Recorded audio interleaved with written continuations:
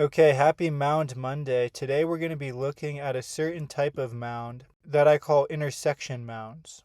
Now, it's not the intersection between two different water currents, but it's the intersection between the laminar flow and ripples. So, of course, the laminar flow flows with the current, and ripples form horizontal to the current direction.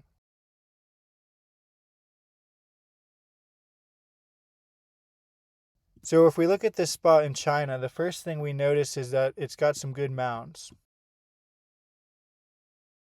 We go over to this spot here, and it's a perfect example of this intersection between the ripples and laminar flow. So this was all under the same current direction, a current direction flowing downstream here. And these features are drumlins that formed parallel drumlins, and then they run into the horizontal ripples. And as we move over, then we see how they kind of transform into mounds. We see how that intersection sculpts out the mounds.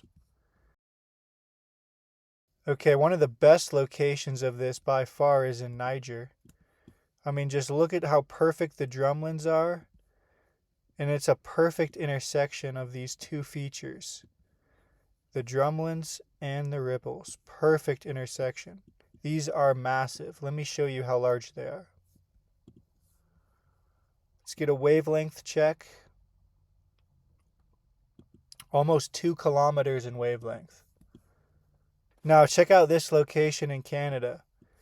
Really nice drumlins.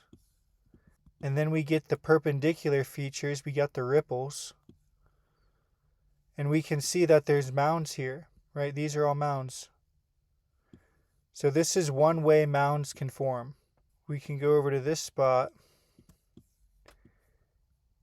And we can still see the drumlins, the long lined features. And then we got nice ripples here. Now the landscape is dominated by ripples.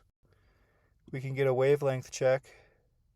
Almost 1/2 kilometer. So they're smaller than the ones in Africa. We can do a wavelength check on this guy. Almost 1 kilometer there.